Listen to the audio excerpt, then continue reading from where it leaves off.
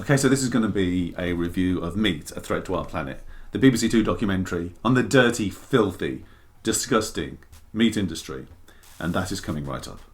This is Plant-Based Savage talking about Meat, A Threat to Our Planet. Now, you'll probably have noticed that in the last 2 years or so, there have been quite a few vegan documentaries that have done pretty well, got quite a lot of attention. There was Cowspiracy. That caught quite a lot of flack from the scientific community for some of its claims. There were not a lot of peer-reviewed journals where things they were talking about were published in. And then there was What the Health. I watched What the Health and I thought it was a big bag of shit. I wrote a review of it, which I'm going to leave a link to in the description, giving the reasons for that. Then there was the Game Changers. Now, the Game Changers was an interesting one because that was came out 2018, wider distribution 2019, and that was essentially a load of power athletes extolling the virtues of a plant-based diet. Now, essentially, I think this was really aimed at male vegans who didn't want to be the stereotypical soy boy beta cook, and it was basically showing that there was an avenue if you wanted to go down it to be a Stockton gangster like Nate Diaz. Now we've got Meat, A Threat to Our Planet, which is presented by Liz Bonnin. Now, Liz Bonnin is a wildlife biologist. You may remember her from about a year ago. She did a documentary called Drowning in Plastic, where she cruelly forced birds to puke up the plastic they had ingested from the oceans. Now, I don't know much about this Jiz Bonnin, but if some of the things I say about her are true, she seems like a real proper bastard. Jiz begins her odyssey in the Sodom and Gomorrah of meat consumption, the United States of America, and she finds herself in Texas, home of the 72-ounce steak, the 300-rib platter, and the massive stroke at 30 that renders you paraplegic and shitting your brains into a nappy for the remaining 50 years of your life, as your loved ones laugh at you and one by one leave you to fester in your own feces. She visits a Texan feed yard. This is a place where it's a gigantic plot of land and there's about 50,000 cattle there, and they're just sitting around there eating and waiting for the knock on the door, the electric bolt to the head and the chainsaw across the throat. So it's a right fucking barrel of laughs. The owner informs her quite seriously that they're really happy here, you know, they just laugh and play around like any other animal. I mean, that's just too adorable, but here we meet for the first time problem number one, methane. Problem number one is methane, because we know that methane is a very powerful greenhouse gas and it hastens the eco-apocalypse. So every time you do decapitate a cow, you're not just hurting the cow, you're hurting the planet. Quickly enough, we come on to problem two, which is manure. Yeah, animal shit a great deal, and it's not a good thing. We and Liz take a trip to Duplin County, North Carolina. Now, if you remember, or if you watched What the Health, you'll remember Duplin County as the place that had always had a hog farming tradition, but in the 1990s it tripled its pig population. These pigs naturally produce a huge amount of pig shit, and what happens with the pig shit? It's flushed out into these open-air lagoons. These lagoons are just gigantic cesspools that contain piss, shit, blood, semen, eyelashes, human hair, I imagine.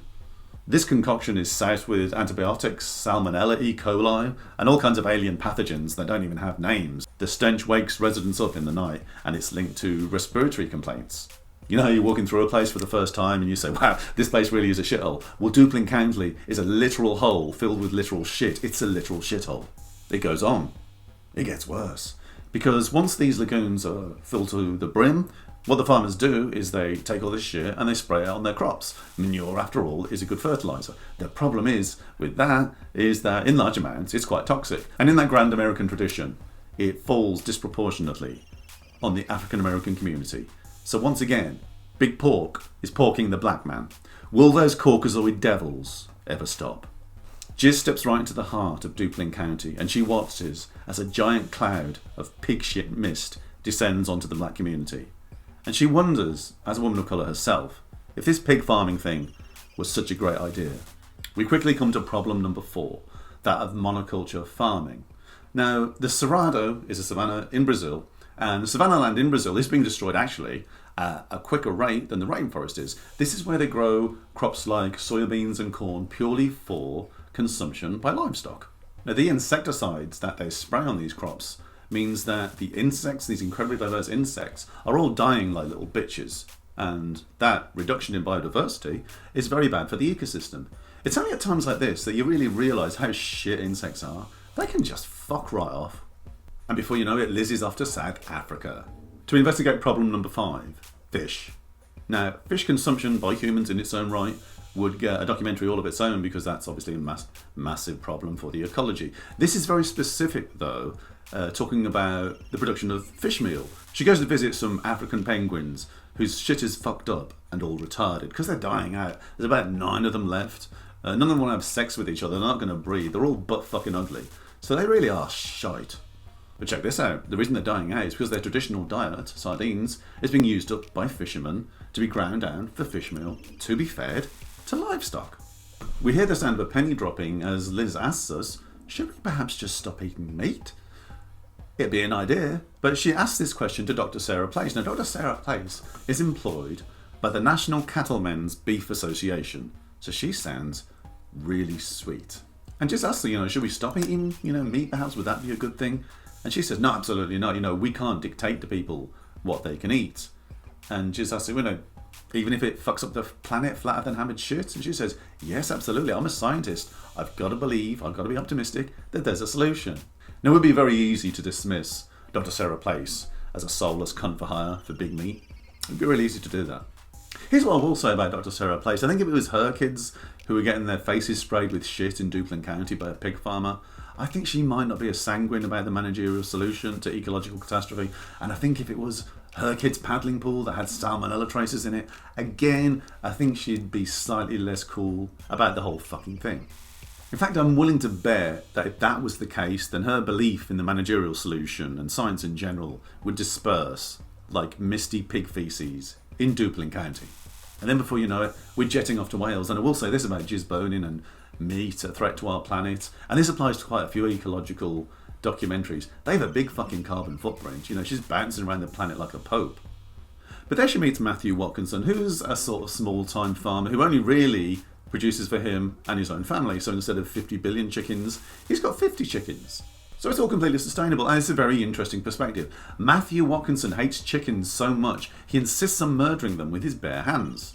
As Liz looks on, he takes a chicken, clubs it unconscious, then wrings its neck in front of Liz and holds it against his bare chest and says, "It's really hot. I just like to feel the life draining from it." Now, I don't know if Matthew even eats the chicken afterwards or if he just jerks off over it and sprays his ropey jizz into its feathers like a Duplin County hog farmer spraying his shit over his African-American neighbours. Matthew says that he believes that if people truly connected with the fact that their meat comes from a living, breathing creature, then that would drastically change their attitude towards it. And while, yeah, on the one hand, there is a massive disconnect between those two things, there's a lot of cognitive dissonance surrounding people who consider themselves animal lovers, would identify as such, and then they go and eat their corpses. That does seem strange, there's definitely an inherent contradiction then. And yet at the same time, I think, shut up you chicken murdering scumbag. So yeah, meat a threat to our planet. What did I think of this? I like this well enough, I like Jiz. I think Jiz is an intelligent woman. She clearly asks a lot of the right questions.